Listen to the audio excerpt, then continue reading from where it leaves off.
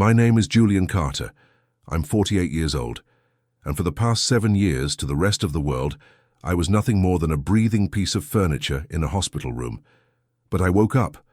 I woke up only to discover that the woman who swore to love me until death had turned my home into a luxury prison, and my own daughter, my flesh and blood, into her personal servant. Seeing my little girl, now 15 years old, wearing a cleaning uniform, bent over, scrubbing the floors of the house I built, while her mother laughed in the garden with another man, didn't make me want to cry. It gave me a thirst for justice that forgiveness can never quench. Don't expect a tearful reunion or emotional hugs. In this story, mercy died the day I closed my eyes, and the execution began the day I opened them again. My wife believes I'm still that vulnerable man who can't defend himself. She has no idea that the silence of a coma teaches you to observe every detail, every weakness, every sin. I've come back to collect a debt that doesn't allow installments, only full payment for the dignity they stole from my daughter. If you like stories where betrayal has consequences and justice arrives without warning, leave a like and subscribe. Here we share real stories of revenge and lessons that are never forgotten. To understand the depth of my hatred, you first need to understand who I used to be. Before the accident, I wasn't a lucky man. I was a hard-working one. I owned a logistics company that ran like a Swiss watch. I worked 14 hours a day so my wife, Eleanor, wouldn't have to lift a finger, and so my daughter, Sophia, could grow up in a castle. We had the largest house in the neighborhood, marble countertops in the kitchen, and a backyard that looked like a private park. I believed I had reached the dream.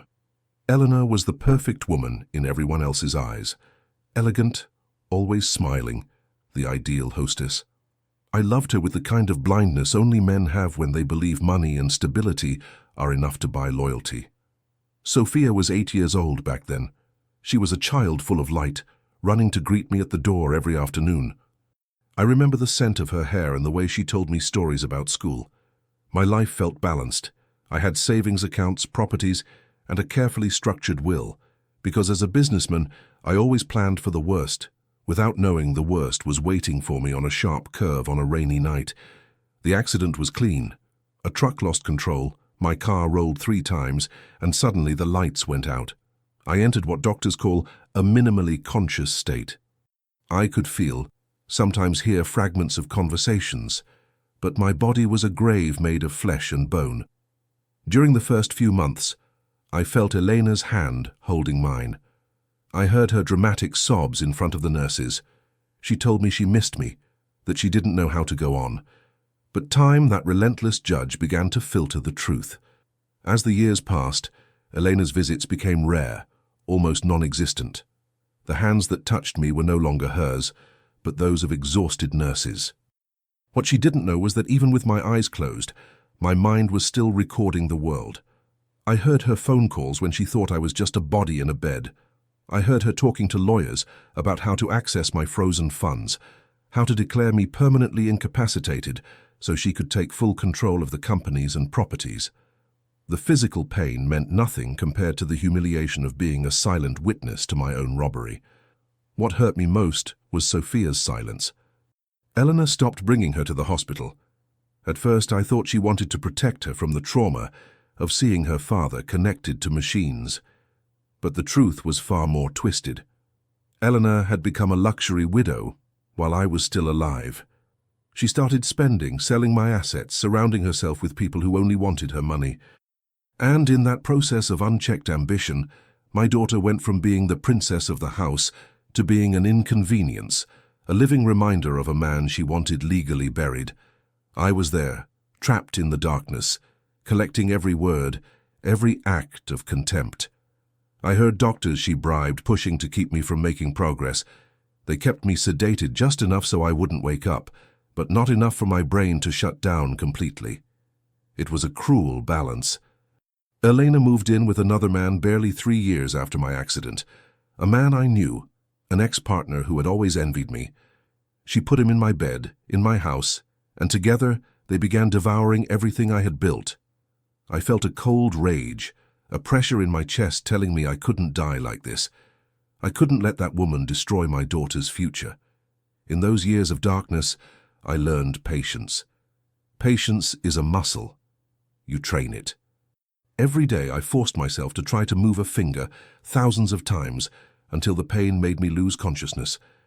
I memorized the nurse's footsteps, learned who was compassionate and who wasn't. My former life felt like a distant dream, a movie that belonged to another man.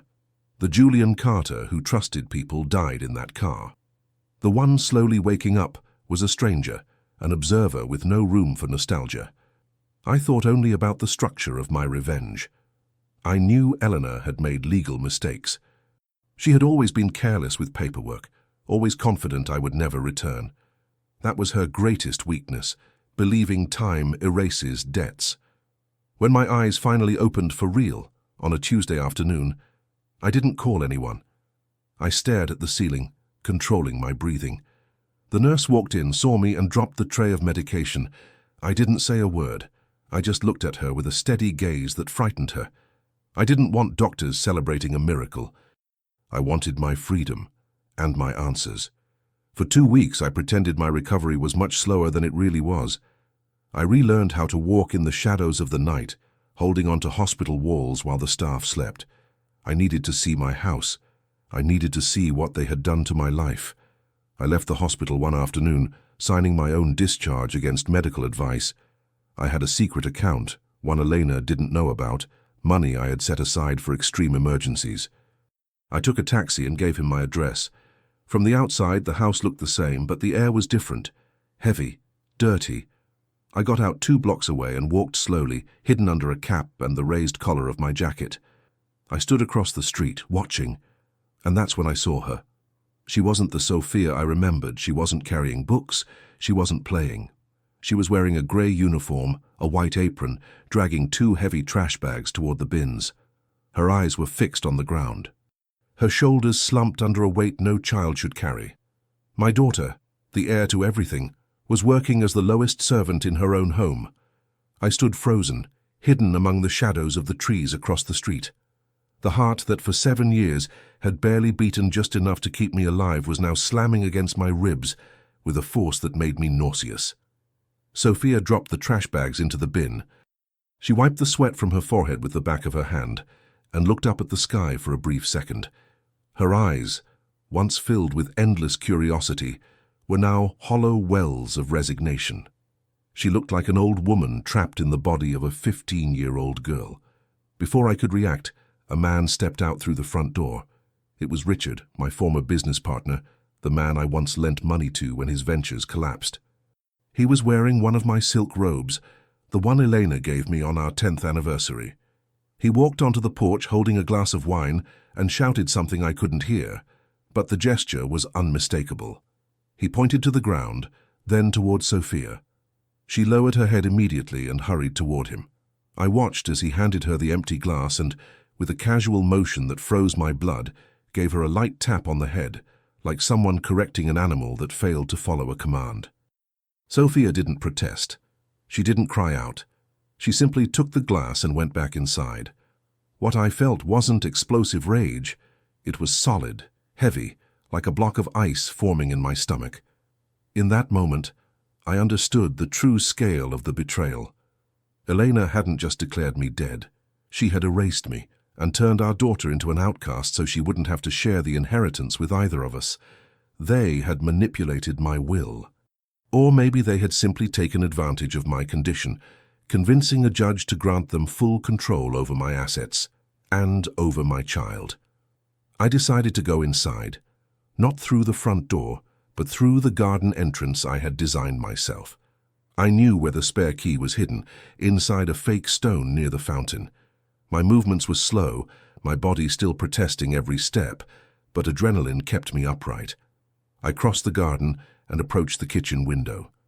What I saw inside was worse than any nightmare. Eleanor was sitting at the table, flipping through jewelry catalogues, while Sophia knelt on the kitchen floor, scrubbing it with a handheld brush. Eleanor lifted one foot, wearing an expensive heel, and rested it on Sophia's back, using her like a footrest while she talked on the phone. "Yes, darling," Elena said in that sweet voice I once loved. "Maintaining this house is incredibly expensive, but luckily I found a way to save on staff." The girl is quiet and does whatever she's told. That's the advantage of having full control.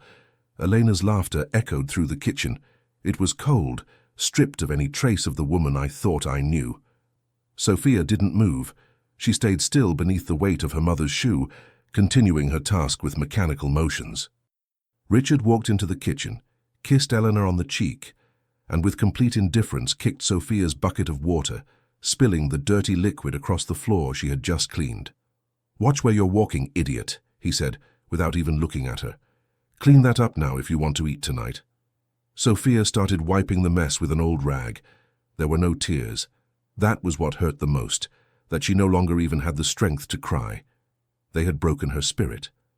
I left before they could see me. I couldn't walk in there and start screaming. If I did, they'd call the police, have me declared unstable, and send me back to the hospital, or worse. Eleanor had the money and the legal connections now. I was a ghost, a man who barely existed on paper. I needed to be smarter than them. I needed their downfall to be as slow and painful as my 7 years of imprisonment had been. That night, I walked to a cheap motel on the outskirts of town. I looked at myself in the bathroom mirror. I was gaunt, grey hair, pale skin. But my eyes were clearer than they had ever been. I started writing names in a notebook, lawyers who owed me favors, former employees from my company who had been fired unfairly by Richard, and an old friend who worked at the county property records office. Elena's betrayal wasn't just infidelity, it was a systematic crime. She had falsified medical reports claiming I would never wake up. She had isolated Sophia from my family, probably telling them my daughter was studying abroad. All of it, just to keep the mansion, the accounts, and the company's shares. I lay down on that hard bed, but I didn't sleep. I spent the hours reconstructing every conversation I had overheard in the hospital while I was in a coma. I remembered account numbers Richard mentioned when he visited me just to mock my condition, thinking I couldn't hear. I remembered the names of notaries Elena had talked about. By 6 in the morning I had a plan. I wasn't going to ask Elena for explanations. I wasn't going to beg for my life back. I was going to take everything from her, piece by piece, until her hands were as empty and filthy as my daughter's had been in that kitchen. Total loss was the only possible punishment. I threw them out of my heart years ago. Now I was going to erase them from my world.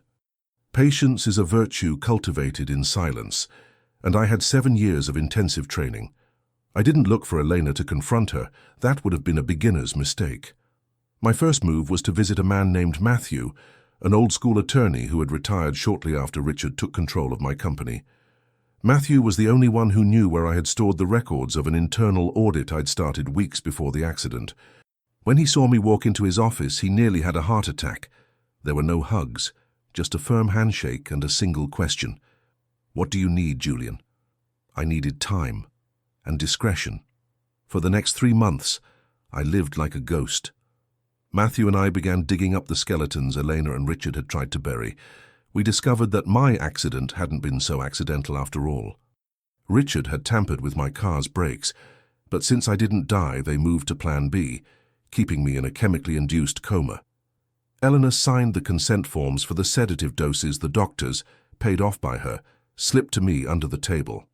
But they made one fatal mistake. Greed made them careless. To evade taxes and siphon money from my company into their personal accounts, Richard had created a web of shell corporations. What they didn't realize was that the original properties, including the house they lived in, were still registered under a holding company I had locked down before the accident with a survival clause. Legally, the moment I woke up and proved I was lucid, their entire house of cards would collapse. "If we file this now, you'll get the company back," Matthew told me one night as we reviewed the ledgers. "But they could still escape with the cash they've already diverted." "I don't just want the company, Matthew," I said. "I want them to feel the cold floor my daughter has been forced to scrub." I hired a private investigator, an ex-military guy who put the house under 24-hour surveillance. Through his reports, I learned Sophia's exact routine. I learned they made her walk to buy groceries to save on gas, carrying heavy bags, while Elena spent thousands at luxury spas. One afternoon, I intercepted Sophia in an alley near the market. When she saw me, she dropped the bags. Fear in her eyes gave way to confusion, and then to recognition that made her tremble. I didn't say anything dramatic. There was no movie scene. I simply stepped closer, took her hands, covered in calluses and cuts from cleaning chemicals, and whispered, "Dad is here, don't say anything. Keep doing what you're doing for 2 more weeks. Just 2 weeks. After that, you'll never touch a rag again." She nodded, tears streaming down her face without making a sound. The strength she showed gave me the energy I'd been missing. From that moment on, Sophia became my inside informant. She sent me photos of documents Richard left lying around in the Home Office, documents that confirmed large-scale embezzlement. Meanwhile, I prepared the legal trap. We pulled the right strings to make the company's main bank launch a surprise audit, citing irregularities in the transition of authority. I knew Richard would try to cover the financial hole by using the house as collateral. We let him. We let him sign every document. We let him dig his own grave, with his own signature. I also contacted the board of shareholders in secret. I gathered them at a discreet hotel. When I entered the room, the silence was absolute. I showed them proof of Richard's theft and Elena's negligence. Then I made them an offer. If they helped me execute the takeover in a single day, I wouldn't press charges against the board for their inaction during my years in a coma. They agreed before I finished speaking. Intelligence is far more lethal than violence. Richard and Elena believed I was a shadow from the past, a forgotten vegetable in some charity clinic. They didn't realize the man they were facing now no longer had the mercy of the Julian from 7 years ago. I was rebuilding my body through brutal physical therapy, and my mind around a single objective. Every night I imagined Elena's face when she realized that her MAID was actually the key that would unlock the doors of her prison. Everything was ready.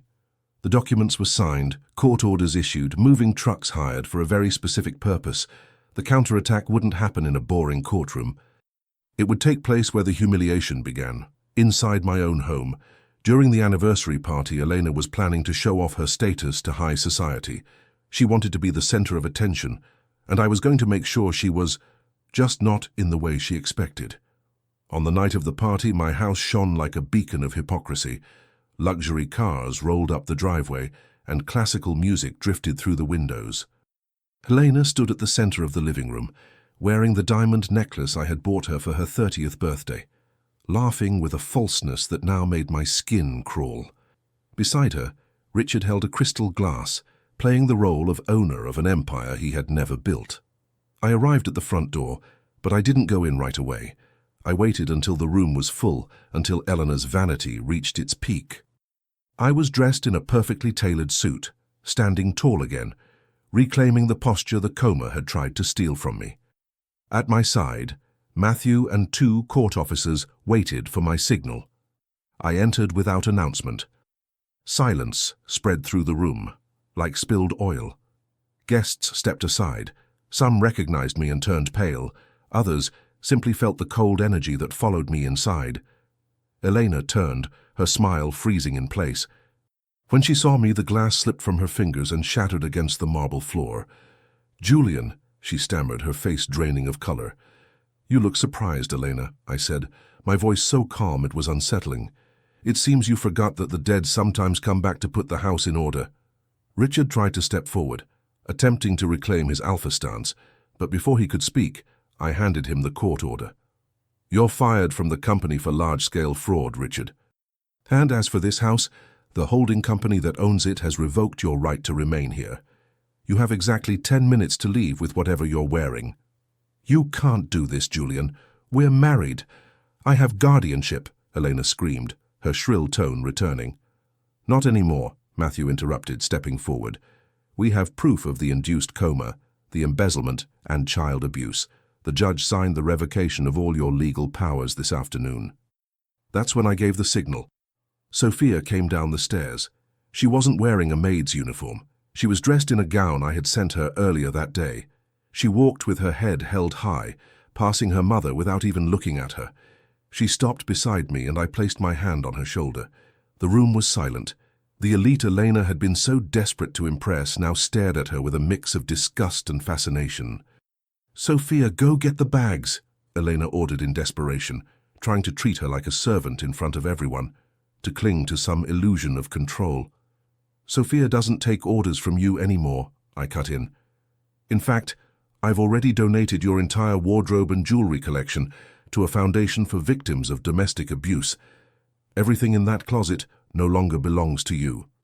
The court officers began escorting the guests out, while the moving trucks, brought not to take things in but to seal the property, pulled up to the entrance. Elena started screaming, begging, claiming she did everything for us, blaming the pressure, the stress. Richard, the coward he had always been, tried to slip out through the kitchen, but 2 agents were waiting there to take him in for questioning on attempted murder and financial fraud. I walked over to Elena, who was now on her knees on the same floor my daughter had scrubbed just days earlier. I leaned down and spoke into her ear, my voice calm, almost pleasurable in its precision. "Do you remember what you told your friend on the phone about saving money on staff? You were right. I saved a fortune on lawyers because your own daughter kept every piece of evidence of your theft." "Enjoy the street, Eleanor," I added quietly. "It's much colder than a hospital room." Security dragged her away as she kicked and screamed, ruining her silk dress against the stone driveway. The guests were gone, the traitors were on their way to the station, and the house, finally, felt clean again. I stood in the center of the empty living room with Sophia beside me. There was no warm embrace, only a shared understanding. She knew her father was back, but she also knew the man who returned had no room left for weakness. I looked at the stains of spilled wine on the marble floor. I didn't feel joy. I felt surgical satisfaction. I had removed the tumor from my life. Justice isn't a happy ending, it's a settled account. And after 7 years of darkness, my balance was finally 0. The echo of Elena's screams faded into the distance, leaving behind a silence that wasn't peaceful, but final. Richard will spend the next 15 years in a cell, answering for the fraud and for the accident that failed to kill me. Eleanor ended up in a small rented apartment, surviving on minimum wage in a cleaning job, the very fate she tried to impose on my daughter. Karma isn't a mystical force. Sometimes it's simply the result of letting greedy people hang themselves with their own rope. Sophia and I stayed in the house only long enough to sell it. We couldn't live between walls that carried the memory of her humiliation and my absence. She's now enrolled in one of the best academies abroad, reclaiming the years that were stolen from her. Her gaze harder but free. "We are not the family we once were. The damage done to you when you're vulnerable leaves scars no amount of money can erase. We don't sit and talk about the past. We don't cry over what could have been. We are 2 survivors who learned that blood doesn't always guarantee loyalty. I regained control of my company, but I no longer work 14-hour days for love. I do it for order. Betrayal took 7 years of my life, but it gave me a vision few men possess, the ability to see through smiles and promises. I don't trust, I don't forgive, and above all, I don't forget. People look at me and see a successful man, but deep down I'm still the one who lay trapped in a hospital bed, recording every sin in the darkness. Many ask me if it wouldn't have been better to forgive, to rebuild the bridge, to seek reconciliation for the sake of peace of mind. Those are the ones who have never been forced to scrub floors on the orders of someone who was supposed to love them. Forgiveness is for those who can afford to forget. For men like me, the only real peace comes from knowing every debt was collected, with interest. Sometimes the best revenge isn't revenge at all. It's watching life collect what it's owed. It's sitting back and seeing those who trampled you when you were down end up begging for scraps from the very life they destroyed. My name is Julian Carter, and my story ends here, not with an embrace but with a door closed forever. If this story felt as intense to you as it was for me to live it, leave a like and tell me in the comments what you would have done. And if you're not subscribed yet, turn on notifications so you don't miss the next stories.